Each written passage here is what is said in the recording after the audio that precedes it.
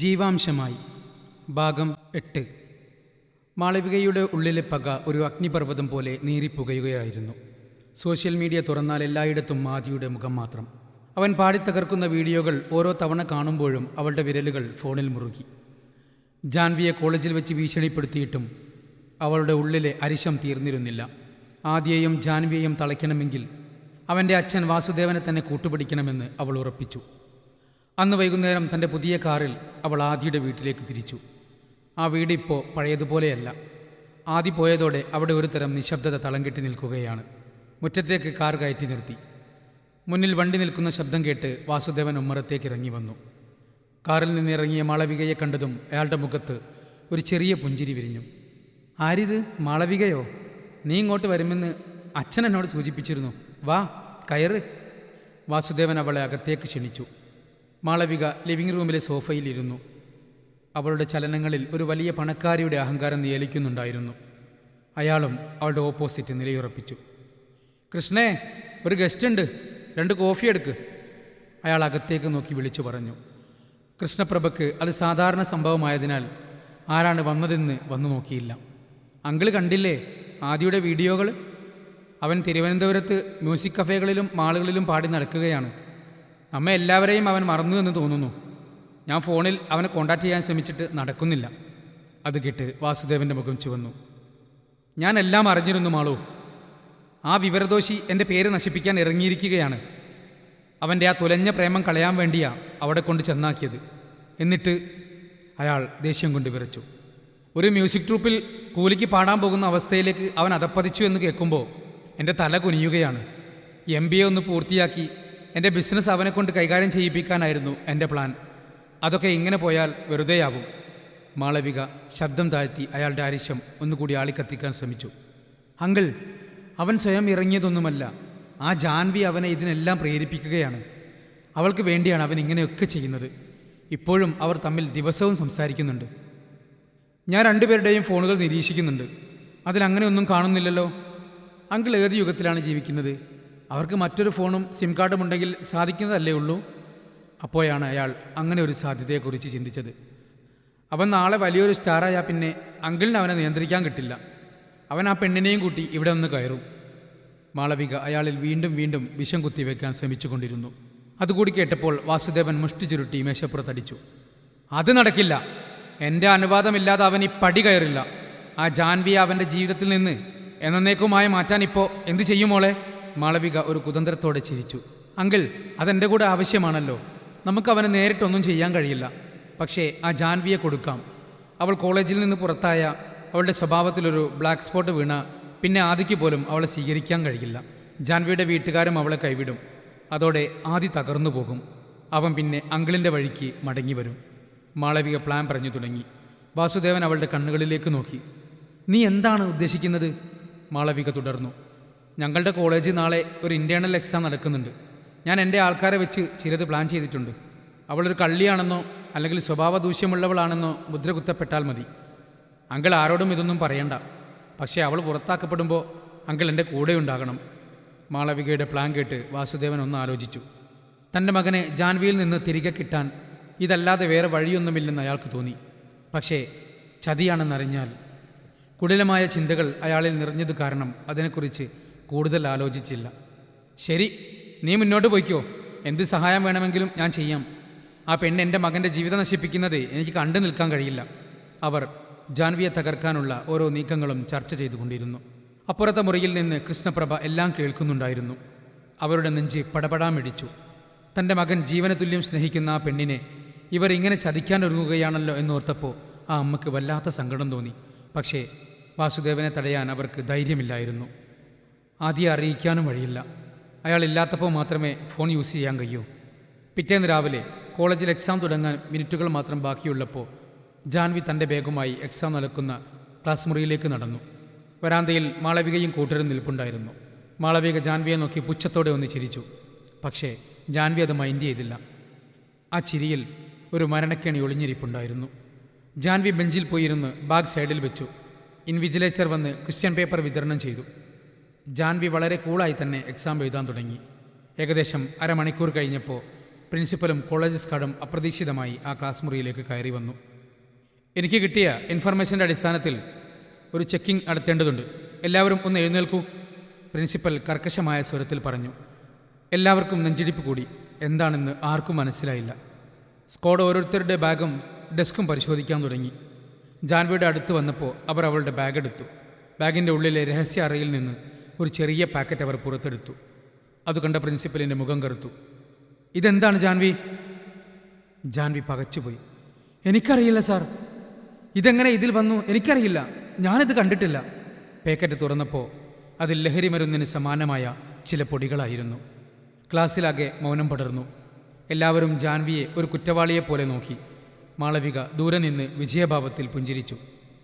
നിന്നെപ്പോലൊരു പെൺകുട്ടി ഈ കോളേജിന് തന്നെ നാണക്കേടാണ്. ഉടനെ എൻ്റെ ഓഫീസിലേക്ക് വാ. നിൻ്റെ വീട്ടുകാരെ വിളിച്ചിട്ടുണ്ട്, പോലീസിൽ അറിയിക്കേണ്ട കേസാണ്. പ്രിൻസിപ്പൽ ആക്രോശിച്ചു. ജാൻവിയുടെ കണ്ണുകൾ നിറഞ്ഞു തുളുമ്പി. താൻ ഒരിക്കലും ചെയ്യാത്ത ഒരു കുറ്റത്തിന് താൻ ഇരയാക്കപ്പെട്ടിരിക്കുന്നു. ഇത് ചതിയാണെന്നറിയാം. തലേന്ന് മാളവിക ഭീഷണിപ്പെടുത്തിയത് അവൾ ഓർത്തു. പ്രിൻസിപ്പലിൻ്റെ ഓഫീസിലെത്തിയപ്പോൾ അവിടെ ജാൻവിയുടെ അച്ഛൻ സുധീഷും കൂടെ വാസുദേവനും ഇരിപ്പുണ്ടായിരുന്നു. മാളവികയുടെ പ്ലാൻ കൃത്യമായിരുന്നു. സ്വന്തം അച്ഛൻ്റെ മുമ്പിൽ വെച്ച് തന്നെ അവളെ അഭിമാനിക്കണം എന്നായിരുന്നു അവളുടെ വാശി. സുധി തൻ്റെ മകളെ നോക്കി. ജാൻവി തല താഴ്ത്തി നിൽക്കുന്നുണ്ട്. അദ്ദേഹത്തിൻ്റെ തലയും താഴ്ന്നുപോയി. നീ ഇതാണോ ജാനി കോളേജിൽ പഠിക്കുന്നത്? നമ്മുടെ കുടുംബത്തിൻ്റെ മാനം നീ കളഞ്ഞല്ലോടി. അച്ഛാ, ഞാനൊന്നും ചെയ്തിട്ടില്ല. ആരോ എൻ്റെ ബാഗിൽ കൊണ്ടുവച്ചതാ. എന്നെ ആരോ ചതിച്ചതാ, ജാൻവി കരഞ്ഞുകൊണ്ട് പറഞ്ഞു. വാസുദേവൻ മനസ്സിൽ സന്തോഷിച്ചു. എന്നിട്ട് അയാൾ സുധിയെ നോക്കി പറഞ്ഞു, കണ്ടില്ല സുധീഷ്, എൻ്റെ മകൻ എവിടെ നിന്ന് പോയത് എത്ര നന്നായി. അല്ലെങ്കിൽ ഇവളുടെ കൂടെ അവനും കൂടി നശിക്കും. അവൻ്റെ ഭാഗ്യം. ഇങ്ങനെയുള്ള പെൺകുട്ടികൾ സമൂഹത്തിന് തന്നെ ആപത്താണ്. ആ വാക്കുകൾ ജാൻവിയുടെ ഹൃദയം പിളർത്തിക്കളഞ്ഞു. മാളവികയും വാസുദേവനും ചേർന്നൊരുക്കിയ ആ ചതിക്കുഴിയിൽ അവൾ പൂർണ്ണമായും വീണു കഴിഞ്ഞിരുന്നു. കോളേജിൽ നിന്ന് പുറത്താക്കപ്പെടും എന്ന ഭീഷണിക്ക് പുറമെ ലഹരിമരുന്ന് കേസിലും അവൾ അകപ്പെടുമെന്ന അവസ്ഥയായി. താൻ തകർന്നുപോയി എന്നവൾക്ക് തോന്നി. ആദ്യേട്ടൻ്റെ സ്വപ്നങ്ങളും തങ്ങളുടെ പ്രണയവും ഈ ചതിയിൽ അവസാനിക്കുമോ? ജാൻവി അവിടെ തളർന്നിരുന്നു. ചതിയുടെ ആ ചതുരംഗത്തിൽ മാളവിക തൻ്റെ ആദ്യത്തെ നീക്കം വിജയകരമായി പൂർത്തിയാക്കിയിരുന്നു. ജാൻവിയുടെ അച്ഛൻ സുധീഷ് ഒന്നും മിണ്ടാനാവാതെ തകർന്നു നിൽക്കുകയായിരുന്നു. വാസുദേവൻ്റെ ഓരോ വാക്കും അയാളുടെ ഉള്ളിൽ തറച്ചുകൊണ്ടിരുന്നു. സുധീഷിന് തൻ്റെ മകളെ വിശ്വാസമില്ലാഞ്ഞിട്ടല്ല, പക്ഷേ പ്രിൻസിപ്പലിൻ്റെ മുന്നിലിരിക്കുന്ന ആ മയക്കുമരുന്ന് പാക്കറ്റ് സത്യങ്ങളെ മുഴുവൻ മൂടിവെച്ചിരിക്കുന്നു. സാർ പ്ലീസ്, ഇതാരോ മനഃപൂർവ്വം ചെയ്തതാണ്.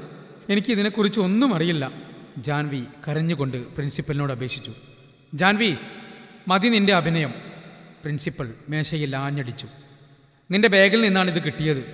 തെളിവ് ഞങ്ങളുടെ മുമ്പിലുണ്ട്. കോളേജ് കൗൺസിൽ കൂടി നിന്നെ സസ്പെൻഡ് ചെയ്യാൻ തീരുമാനിച്ചു. കേസ് പോലീസിന് കൈമാറാനാണ് മാനേജ്മെൻറ്റ് പറയുന്നത്. അത് കേട്ടതും ജാൻവി തളർന്ന് അച്ഛൻ്റെ കാൽക്കൽ വീണു. അച്ഛാ, എന്നെ വിശ്വസിക്കൂ, ഞാനിത് ചെയ്തിട്ടില്ല. സുധീഷ് തൻ്റെ മകളുടെ കൈപ്പിടിച്ച് എഴുന്നേൽപ്പിച്ചു. അദ്ദേഹത്തിൻ്റെ കണ്ണുകളും നിറഞ്ഞിരുന്നു. സാർ, ഇവൾക്ക് ലഹരിയുമായി ഒരു ബന്ധവുമില്ല. ആരോ ഇവളെ ചതിച്ചതാണ്. എൻ്റെ മകളെ എനിക്കറിയാം. വാസുദേവൻ ഒരു പുച്ഛത്തോടെ ചിരിച്ചു. സുധീഷ്, അന്ധമായ സ്നേഹം കൊണ്ട് നീ നിൻ്റെ മോളുടെ തെറ്റുകളെ കാണാതെ പോകരുത്. തെളിവുകൾ ഇത്രയും വ്യക്തമായിട്ടും നീ ഇങ്ങനെ പറയുന്നത് കഷ്ടമാണ്. അപ്പോഴാണ് ഓഫീസിന് പുറത്ത് ബഹളം കേട്ടത്. ജാൻവിയുടെ ഫ്രണ്ട്സും കോളേജ് യൂണിയനിലെ ചില കുട്ടികളും അവിടെ കൂടി വന്നു. കൂടെ ആദിയുടെ കൂട്ടുകാരുമുണ്ട്. വർഷ ആകെ പരിഭ്രമിച്ചിരുന്നു. മാളവികയുടെ മുഖത്തെ വിജയാരവം കണ്ടപ്പോൾ തന്നെ വർഷയ്ക്ക് കാര്യം പന്തികേടാണെന്ന് തോന്നിയിരുന്നു. അവളത് സുമേഷിനോട് സൂചിപ്പിച്ചു. സാർ, ജാൻവി അങ്ങനെ ചെയ്യില്ല. അവളെ ആരോ കുടുക്കിയതാണ്. ക്ലാസ്സിലെ CCTV ക്യാമറകൾ ഒന്ന് ചെക്ക് ചെയ്താൽ മതി, സുമേഷ് ഉറക്കെ പറഞ്ഞു. പ്രിൻസിപ്പൽ ഒന്ന് പതറി. അത് ആ ക്ലാസ്സിലെ ക്യാമറ ഇന്നും ഇന്നലെയും വർക്കിംഗ് അല്ലായിരുന്നു. മാളവികയുടെ മുഖത്ത് ഒരു വല്ലാത്ത ചിരി വിരിഞ്ഞു. അതും അവൾ മുൻകൂട്ടി പ്ലാൻ ചെയ്തതായിരുന്നു. ക്യാമറ കേടാക്കാൻ അവൾ നേരത്തെ തന്നെ ആളെ ഏർപ്പെടുത്തിയിരുന്നു. സുധീഷ് മകളെയും കൂട്ടി കോളേജിന് പുറത്തേക്ക് ഇറങ്ങി. പുറത്ത് കൂടി നിന്ന വിദ്യാർത്ഥികൾക്കിടയിലൂടെ നടക്കുമ്പോൾ ജാൻവി അനുഭവിച്ച അപമാനം വിവരണാതീതമായിരുന്നു. മാളവിക ദൂരെ നിന്ന് കൈകൾ കെട്ടി അത് നോക്കി നിന്നു. ആദി, ഇനി നിനക്ക് വേണമെങ്കിൽ ഇവളെ സ്നേഹിക്കാം, പക്ഷേ അവളൊരു മയക്കുമരുന്ന് കേസിലെ പ്രതിയാണെന്ന് മാത്രം, മാളവിക സ്വയം മന്ത്രിച്ചു. അന്ന് വൈകുന്നേരം വീട്ടിലെത്തിയ ജാൻവി തൻ്റെ മുറിയിൽ കയറി കതകടച്ചു. അവൾ ആദിയുടെ ഫോട്ടോ നെഞ്ചോട് ചേർത്ത് പൊട്ടിക്കരഞ്ഞു. ഈ വാർത്ത ആദി അറിഞ്ഞാൽ അവൻ തകർന്നു പോകും. താൻ കാരണം അവൻ്റെ കരിയർ നശിക്കരുത് എന്നവൾ ആഗ്രഹിച്ചു. അതേസമയം ഷോ കഴിഞ്ഞ് റൂമിലെത്തിയ ആദിക്ക് എന്തോ അസ്വസ്ഥത തോന്നി തുടങ്ങി. ജാൻവിക്ക് രാവിലെ അയച്ച മെസ്സേജുകൾക്കൊന്നും മറുപടിയില്ല. അവളുടെ ഫോൺ സ്വിച്ച് ഓഫ് ആണ്. അപ്പോൾ ഗോകുൽ അങ്ങോട്ട് കടന്നു വന്നു. എന്താടാ ഒരാലോചന? ഗോകുൽ ചോദിച്ചു. ജാനിയെ വിളിച്ചിട്ട് കിട്ടുന്നില്ലടാ. എന്തോ ഒരു പന്തികേട് തോന്നുന്നു. ആകെ മനസ്സിനൊരു അസ്വസ്ഥത. ആദിയുടെ മുഖത്ത് ഭയം നിയലിച്ചു. നീ സമാധാനപ്പെട്. ഹോസ്റ്റലിൽ റേഞ്ചില്ലാത്തതാവും. ഗോകുൽ അവനെ ആശ്വസിപ്പിച്ചു. പക്ഷേ മിനിറ്റുകൾക്കുള്ളിൽ ആദിയുടെ ഫോണിലേക്ക് സുമേഷിൻ്റെ കോൾ വന്നു. സുമേഷ് കോളേജിലെ വിവരങ്ങളെല്ലാം ആദിയോട് പറഞ്ഞു. അത് കേട്ടതും ആദിയുടെ കയ്യിൽ നിന്ന് ഫോൺ താഴെ വീണു. അവൻ്റെ കണ്ണുകൾ ചുവന്നു കലങ്ങി. തൻ്റെ ജാനിക്ക് ഇങ്ങനെയൊരു അവസ്ഥ വന്നത് മാളവികയുടെയും അച്ഛൻ്റെയും കളിയാണെന്ന് തിരിച്ചറിയാൻ അവൻ അധികം സമയം വേണ്ടി വന്നില്ല. എനിക്കിപ്പോൾ തന്നെ നാട്ടിലേക്ക് പോകണം. ആദി വേഗം പോകാനുള്ള ഒരുക്കങ്ങൾ തുടങ്ങി. ആദി, നീ ഇപ്പോൾ പോയാൽ അത് കൂടുതൽ പ്രശ്നമാകും. നമുക്ക് ആലോചിച്ച് നീങ്ങാം. ഗോകുൽ തടയാൻ നോക്കിയെങ്കിലും ആദി കേട്ടില്ല. പ്രിയയും കിരണും പറഞ്ഞിട്ടും പ്രയോജനമുണ്ടായില്ല. അവൻ്റെ ഉള്ളിൽ ആളിപ്പടരുന്ന പക മാളവികയെയും വാസുദേവനെയും തകർക്കാൻ പോന്നതായിരുന്നു. തൻ്റെ പ്രണയത്തിന് നേരെ കൈയൊങ്ങിയവരെ വെറുതെ വിടരുതെന്ന് അവൻ തീരുമാനിച്ചു. തിരുവനന്തപുരം സെൻട്രൽ റെയിൽവേ സ്റ്റേഷനിലെ തിരക്കിലൂടെ ആദി നടക്കുമ്പോൾ അവൻ്റെ ഉള്ളിലൊരു കനൽ എരിയുന്നുണ്ടായിരുന്നു. ട്രെയിൻ യാത്രയിലുടനീളം അവൻ ഫോണിൽ സുമേഷുമായി സംസാരിക്കുകയായിരുന്നു. ജാൻവിക്ക് നേരിട്ട അപമാനത്തിൻ്റെ ഓരോ വിവരങ്ങളും കേൾക്കുമ്പോൾ അവൻ്റെ നെറ്റിയിലെ ഞരമ്പുകൾ പിടച്ചു. അവൻ പലതും പ്ലാൻ ചെയ്തു വെച്ചു. പുറത്തെ ഇരുട്ടിലേക്ക് നോക്കിയിരിക്കുമ്പോൾ തൻ്റെ ജാനിയുടെ കണ്ണുനീർ അവനെ തളർത്തുകയല്ല, മറിച്ച് പകയുടെ അഗ്നിയാണ് അവനിൽ നിറച്ചത്. ട്രെയിൻ തൃശ്ശൂരെത്തുമ്പോൾ ഏകദേശം രാവിലെയായിരുന്നു. ട്രെയിൻ സ്റ്റേഷനിലെത്തിയ ഉടൻ അവൻ ഒരു ടാക്സി പിടിച്ച് നേരെ വീട്ടിലേക്കാണ് പോയത്. ജാൻവിക്കെതിരെ നടന്നത് തൻ്റെ അച്ഛനും മാളവികയും ചേർന്ന് മെനഞ്ഞ തന്ത്രമാണെന്ന് അവൻ ഉറപ്പായിരുന്നു. വീട്ടിലെത്തുമ്പോൾ വീട്ടിൻ്റെ ഉമ്മറത്ത് കൃഷ്ണപ്രഭ ഇരിക്കുന്നുണ്ടായിരുന്നു. ടാക്സിയിൽ നിന്നിറങ്ങുന്ന ആദിയെ കണ്ടതും അവർ ഓടിയിറങ്ങി ആദിയുടെ അടുത്തേക്ക് വന്നു. അവനെ കെട്ടിപ്പിടിച്ചു. ആദിമോനെ, നീ വന്നോ? അവരുടെ കണ്ണുകൾ കലങ്ങിയിരുന്നു. അവർ അവൻ്റെ തലയിലും മുഖത്തും തലോടി. അച്ഛൻ എവിടെ അമ്മ? ഇവിടെ ആരുമില്ലേ? ആദി ചുറ്റും നോക്കി. വീട് വിജനമായിരുന്നു. അദ്ദേഹം ഇന്നലെ വൈകിട്ട് ക്ലബ്ബിലെ ഏതോ മീറ്റിങ്ങിന് എന്ന് പറഞ്ഞു പോയി. ഇന്ന് മടങ്ങി വരുമെന്നാണ് പറഞ്ഞത്. ഏട്ടന്മാരെ രാവിലെ പോയി. ഏട്ടത്തിമാർ റൂമിലുണ്ടാവും. മോനെ, ആ ജാൻവി മോൾക്ക്. അവർക്ക് വാക്കുകൾ പൂർത്തിയാക്കാൻ കഴിഞ്ഞില്ല. അമ്മേ, അച്ഛൻ ഇവിടെ ഇല്ലാത്തത് നന്നായി. അല്ലെങ്കിൽ ഇന്ന് ഞാൻ എന്തെങ്കിലും അവിവേകം കാണിച്ചു പോയേനെ. പക്ഷേ എനിക്കറിയണം, മാളവിക ഇവിടെ വന്നിരുന്നു അമ്മേ? അവൻ അമ്മയ്ക്കൊപ്പം ഉമ്മറത്തേക്ക് കയറിക്കൊണ്ട് ചോദിച്ചു. കൃഷ്ണപ്രഭ തലയാട്ടി. വന്നിരുന്നു മോനെ. കഴിഞ്ഞ ദിവസം നിന്റെ അച്ഛനുമായി കുറേ നേരം സംസാരിച്ചു. എന്തൊക്കെയോ അവർ പ്ലാൻ ചെയ്തിട്ടുണ്ട്. പോകുമ്പോൾ അവളുടെ മുഖത്ത് ഒരു വല്ലാത്ത ചിരിയുണ്ടായിരുന്നു. അത് ഇതാണെന്ന് ഞാൻ കരുതിയില്ല ആദി. ആദി ഒന്നും മിണ്ടാതെ തൻ്റെ മുറിയിലേക്ക് കയറിപ്പോയി. അവൻ വേഗം കുളിച്ച് ഫ്രഷായി. അമ്മ കൊടുത്ത ചായയും കുടിച്ചുകൊണ്ട് അപ്പോൾ തന്നെ കോളേജിലേക്ക് പുറപ്പെട്ടു. വണ്ടിയൊന്നും എടുക്കാൻ നിന്നില്ല. വാസുദേവൻ അവിടെ ഇല്ലാത്തത് ആദിക്ക് കാര്യങ്ങൾ എളുപ്പമാക്കി. കോളേജിലെ മുമ്പിൽ സുമേഷ് അവനെ കാത്തിരിപ്പുണ്ടായിരുന്നു. അവൻ നേരെ പ്രിൻസിപ്പലിൻ്റെ ക്യാബിനിലേക്ക് കയറി ചെന്നു. എന്താണ് ആദിഷ്, നീ എന്താ ഇവിടെ? എന്തെങ്കിലും സർട്ടിഫിക്കറ്റ് ആവശ്യമുണ്ടോ? പ്രിൻസിപ്പൽ സീറ്റിൽ നിന്ന് എഴുന്നേറ്റ് കൊണ്ട് ചോദിച്ചു. അങ്ങനെയൊന്നുമില്ല സാർ, ഞാൻ വേറൊരു കാര്യം അറിയാൻ വന്നതാ. ആദിയും ജാൻവിയും തമ്മിലുള്ള ബന്ധം അറിയാമെങ്കിലും അയാൾ അറിയാത്തതുപോലെ അഭിനയിച്ചു. എന്താണ് ആദീഷ്? എനിക്കറിയേണ്ടത്, ഇന്നലെ ജാൻവിയുടെ ബാഗിൽ നിന്ന് മയക്കുമരുന്ന് എടുത്തപ്പോൾ ആ ഡിജിറ്റൽ റെക്കോർഡർ എന്തുകൊണ്ട് വർക്ക് ചെയ്തില്ല എന്നാണ്. ആദി സുമേഷ് തന്ന ലാപ്ടോപ്പുമായി പ്രിൻസിപ്പലിൻ്റെ മേശയ്ക്ക് മുന്നിലിരുന്നു. അത് ടെക്നിക്കൽ കംപ്ലൈൻ്റ് ആണെന്ന് സ്റ്റാഫ് പറഞ്ഞു. പ്രിൻസിപ്പൽ പറഞ്ഞൊപ്പിച്ചു. നുണ, ആദി ഗർജിക്കും പോലെ പറഞ്ഞു. സാർ നോക്കിയേ, ഈ ലാപ്ടോപ്പിലുള്ളത് ഇന്നലെ ഉച്ചയ്ക്ക് ഈ കോളേജിന് പുറത്തെ കടയിലെ CCTV ദൃശ്യമാണ്. മാളവികയും നിങ്ങളുടെ പ്യൂൺ മുരുകനും തമ്മിൽ സംസാരിക്കുന്നത് ഇതിൽ വ്യക്തമാണ്. പോലീസിനെ വിളിക്കണോ അതോ നിങ്ങൾ സത്യം പറയുന്നോ? ആദിയുടെ ആത്മവിശ്വാസം പ്രിൻസിപ്പലിനെ ഭയപ്പെടുത്തി കളഞ്ഞു. അയാൾ വിറയ്ക്കുന്ന കൈകളോടെ സത്യങ്ങൾ ഓരോന്നായി വെളിപ്പെടുത്തി. മാളവിക പണം നൽകി CCTV ഓഫ് ചെയ്യിപ്പിച്ചതാണെന്നും ജാൻവിയുടെ ബാഗിൽ സാധനം വെച്ചത് മുരുകനാണെന്നും അയാൾ അവർക്ക് മുന്നിൽ സമ്മതിച്ചു. പ്രിൻസിപ്പലിൻ്റെ മുറിയിൽ ആദി ഒരു സിംഹത്തെപ്പോലെ നിലയുറപ്പിച്ചു. അവൻ്റെ പക്കലുള്ള തെളിവുകൾക്ക് മുമ്പിൽ പ്രിൻസിപ്പലിന് പിടിച്ചു നിൽക്കാൻ കഴിഞ്ഞില്ല. സാർ, ഇത് വെറും ഒരു കോളേജ് പ്രശ്നമല്ല. ഒരു പെൺകുട്ടിയുടെ ജീവിതം തകർക്കാൻ നോക്കിയ ക്രിമിനൽ ഗൂഢാലോചനയാണ്. ഇപ്പോൾ തന്നെ പോലീസിൽ വിവരമറിയിക്കണം. ഇല്ലെങ്കിൽ ഈ തെളിവുകൾ ഞാൻ നേരിട്ട് IG കൈമാറും. ആദിയുടെ ശബ്ദം മുറിയിൽ മുഴങ്ങി കേട്ടു. വേറെ വഴിയില്ലാതെ പ്രിൻസിപ്പൽ സിറ്റി പോലീസ് സ്റ്റേഷനിലേക്ക് വിളിച്ചു. മിനിറ്റുകൾക്കുള്ളിൽ SI ഹരിശങ്കർ കോളേജിലെത്തി. സത്യസന്ധതയ്ക്കും കർക്കശ സ്വഭാവത്തിനും പേരെടുത്ത ഉദ്യോഗസ്ഥനായിരുന്നു അദ്ദേഹം. SI പ്രിൻസിപ്പലിൻ്റെ മൊഴിയെടുത്തു. ആദി ശേഖരിച്ച CCTV ദൃശ്യങ്ങൾ കണ്ടപ്പോൾ അദ്ദേഹത്തിൻ്റെ മുഖം ഗൗരവകരമായി. ഇതൊരു വലിയ കെണിയാണല്ലോ ആദിഷ്. എവിടുന്നാണ് മയക്കുമരുന്ന് കിട്ടിയത് എന്നറിയണം, ഹരിശങ്കർ പറഞ്ഞു. ഇതിന് പിന്നിൽ പ്രവർത്തിച്ചവരുടെ കൃത്യമായ വിവരം നമുക്ക് വേണം. നിനക്കാരെങ്കിലും സംശയമുണ്ടോ? ഉണ്ട് സാർ. ആദി ആ വീഡിയോയിലുള്ള മാളവികയെ ചൂണ്ടിക്കാണിച്ചു. ഇവൾ മാളവിക, പിന്നെ വാസുദേവൻ എൻ്റെ അച്ഛൻ. ഇവരുടെ നമ്പറുകൾ ഒന്ന് പരിശോധിക്കണം. കഴിഞ്ഞ 2 ദിവസമായി ഇവർ തമ്മിൽ നടന്ന കോളുകളും മെസ്സേജുകളും പുറത്തു വന്ന എല്ലാം വ്യക്തമാകും. SI ഉടൻ തന്നെ സൈബർ സെല്ലിന് നിർദ്ദേശം നൽകി. മാളവികയുടെയും വാസുദേവൻ്റെയും ഫോൺ ലൊക്കേഷനുകളും കോൾ റെക്കോർഡുകളും പരിശോധിക്കാൻ അദ്ദേഹം ഉത്തരവിട്ടു. അരമണിക്കൂറിനുള്ളിൽ സൈബർ സെല്ലിൽ നിന്ന് റിപ്പോർട്ടെത്തി.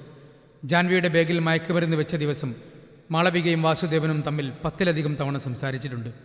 കൂടാതെ പ്യൂൺ മുരുകൻ്റെ അക്കൗണ്ടിലേക്ക് മാളവികയുടെ അക്കൗണ്ടിൽ നിന്ന് വലിയൊരു തുക കൈമാറിയതായും കണ്ടെത്തി. കാര്യങ്ങൾ വ്യക്തമാണ്. SI എഴുന്നേറ്റു. പ്രിൻസിപ്പൽ സാർ, നിങ്ങളുടെ മൊഴി രേഖപ്പെടുത്തിയിട്ടുണ്ട്. നിങ്ങളെയും പിടിച്ചകത്തിരണം. പക്ഷേ അത് ഞാൻ ചെയ്യുന്നില്ല.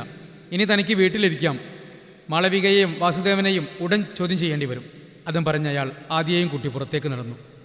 അതേസമയം നഗരത്തിലെ ഒരു ആഡംബര ഹോട്ടലിൽ ബിസിനസ് മീറ്റിംഗ് കഴിഞ്ഞ് ഇറങ്ങുകയായിരുന്നു വാസുദേവൻ. കൂടെ മാളവികയും അവളുടെ അച്ഛൻ കൃഷ്ണനുമുണ്ടായിരുന്നു. ജാൻവി കോളേജിൽ നിന്ന് പുറത്തായതിൻ്റെ സന്തോഷത്തിലായിരുന്നു അവർ. ഇനി ആദിക്ക് അവളെ സഹായിക്കാൻ കഴിയില്ല അങ്കിൾ. അവളുടെ പേരിൽ മയക്കുമരുന്ന് കേസ് വന്ന സ്ഥിതിക്ക് ഇനി ആരും അവളെ അടുപ്പിക്കില്ല, മാളവിക ചിരിച്ചുകൊണ്ട് പറഞ്ഞു. പക്ഷേ അവരുടെ ചിരി അധിക നേരം നീണ്ടു നിന്നില്ല. ഹോട്ടലിൻ്റെ ഗേറ്റിൽ വെച്ച് തന്നെ SI ഹരിശങ്കറും സംഘവും അവരുടെ കാർ തടഞ്ഞു. മിസ്റ്റർ വാസുദേവൻ, മാളവിക, നിങ്ങളെ 2 പേരെയും ഒരു ഗൂഢാലോചന കേസുമായി ബന്ധപ്പെട്ട് ചോദ്യം ചെയ്യാനുണ്ട്.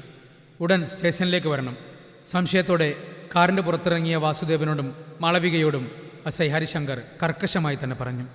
നിങ്ങൾക്ക് തെറ്റുപറ്റിയതാണ് ഓഫീസർ. ഞാൻ ആരാണെന്ന് നിങ്ങൾക്കറിയാമോ? വാസുദേവൻ ആക്രോശിച്ചു. നിങ്ങൾ ആരാണെന്ന് എനിക്കറിയാം മിസ്റ്റർ. പക്ഷേ നിയമത്തിന് മുന്നിൽ നിങ്ങളിപ്പോൾ പ്രതികളാണ്. നിങ്ങളുടെ ഫോൺ റെക്കോർഡുകളും പണമിടപാടുകളും ഞങ്ങളുടെ കയ്യിലുണ്ട്. SI മാളവികയുടെ ഫോൺ പിടിച്ചെടുത്തു. അവർ സ്റ്റേഷനിലേക്ക് എത്തുമ്പോൾ ആദ്യം അവിടെ കാത്തുനിൽപ്പുണ്ടായിരുന്നു. തൻ്റെ അച്ഛൻ പോലീസിൻ്റെ കൂടെ വരുന്നത് കാണുമ്പോൾ അവൻ്റെ ഉള്ളിൽ ചെറിയൊരു വേദന തോന്നിയെങ്കിലും ജാൻവിയുടെ തകർന്ന മുഖം ഓർമ്മ വന്നപ്പോൾ ആ കനൽ വീണ്ടും ജ്വലിച്ചു. ആദി, നീയാണോ ഈ കേസിന് പിന്നിൽ? നിന്റെ അച്ഛനെയാണോ ഈ അവസ്ഥയിലാക്കുന്നത്? വാസുദേവൻ ദേഷ്യത്തോടെ ചോദിച്ചു. ഇല്ല അച്ഛാ, ഞാൻ നീതിക്കൊപ്പമാണ്. നിങ്ങൾ ചെയ്ത തെറ്റിന് നിങ്ങൾ തന്നെ മറുപടി പറയണം, ആദി ശാന്തനായി പറഞ്ഞു. SI ഹരിശങ്കർ മാളവികയുടെ ഫോൺ സൈബർ വിദഗ്ധർക്ക് കൈമാറി. അതിൽ ഡിലീറ്റ് ചെയ്ത വാട്സപ്പ് ചാറ്റുകൾ വീണ്ടെടുത്തതോടെ ജാൻവിയെ കൊടുക്കാൻ അവർ നടത്തിയ എല്ലാ പ്ലാനുകളും തെളിവായി പുറത്തു വന്നു. മാളവിക ആകെ തളർന്നുപോയി. വാസുദേവൻ്റെ തല അയാൾ അറിയാതെ തന്നെ കുനിഞ്ഞു. ജാൻവിയെ അപമാനിക്കാൻ നോക്കിയവർ തന്നെ ഇപ്പോൾ നിയമത്തിൻ്റെ വലയിൽ കുടുങ്ങിയിരിക്കുകയാണ്. അവിടെ നിന്നും ആദ്യം നേരെ പോയത് ജാൻവിയുടെ വീട്ടിലേക്കാണ്. ഉമ്മറത്ത് സുധീഷ് തലയിൽ കൈവച്ചിരിക്കുന്നത് കണ്ട് ആദ്യം കണ്ടപ്പോൾ അദ്ദേഹത്തിൻ്റെ മുഖത്ത് ദേഷ്യം പ്രകടമായി. നീ എന്തിനാ ഇങ്ങോട്ട് വന്നത്? നിന്നെ സ്നേഹിച്ചതിൻ്റെ പേരിലാണ് എൻ്റെ മോള് ഇന്നിങ്ങനെ. അയാൾ പറഞ്ഞ് മുഴുവനാക്കാൻ കഴിയാതെ വിതുമ്പി. ആദിക്ക് അവരുടെ സങ്കടം മനസ്സിലായിരുന്നു. അങ്കിൾ, തെറ്റ് ചെയ്തവരെ നിയമത്തിന് മുമ്പിൽ കൊണ്ടെത്തിച്ചതിന് ശേഷമാണ് ഞാൻ വരുന്നത്. അവൻ പറഞ്ഞത് കേട്ട് സുധീഷ് ഞെട്ടിക്കൊണ്ട് അവനെ നോക്കി. മോനെ, അവൾക്കിനി കേസൊന്നുമില്ലേ? അങ്കിൾ വിഷമിക്കേണ്ട, ഇനി ഒന്നുമില്ല. ജാനി എവിടെ? അവൾ അകത്തുണ്ട്. ആദി അകത്തേക്ക് ചെന്നു. തൻ്റെ പ്രണയത്തെ മാസങ്ങൾക്ക് ശേഷം കാണുമ്പോൾ ആദിയുടെ ഹൃദയമിടിപ്പ് ഒന്നുയർന്നു. കണ്ണുകൾ തുടിച്ചു. ജാൻവി മുറിയിൽ ജനാലയ്ക്കൽ ദൂരേക്ക് നോക്കിയിരിക്കുകയായിരുന്നു. ജാനി, അവൻ മൃദുവായി വിളിച്ചു. അവൻ്റെ ശബ്ദം കേട്ടവൾ ഞെട്ടിത്തിരിഞ്ഞു നോക്കി. കരഞ്ഞു തളർന്ന അവളുടെ മുഖം കണ്ടപ്പോൾ ആദിയുടെ ഹൃദയം നുറുങ്ങിപ്പിടഞ്ഞുപോയി. മാസങ്ങൾക്ക് ശേഷം തൻ്റെ പ്രാണനെ മുന്നിൽ കണ്ടപ്പോൾ അവൾക്ക് വിശ്വസിക്കാനായില്ല. ഓടി വന്ന് അവൾ അവൻ്റെ നെഞ്ചിലേക്ക് പടർന്നു. ഏട്ടാ, ഞാനൊന്നും ചെയ്തിട്ടില്ല. അവരെന്നെ എല്ലാവരുടെയും മുമ്പിൽ വെച്ച്. അവൾക്ക് വിങ്ങലടക്കാൻ കഴിഞ്ഞില്ല. എനിക്കറിയാം ജാനി, നീ കരയണ്ട. നാളെ നീ അതേ കോളേജിലേക്ക് തലയുയർത്തി തന്നെ പോകും.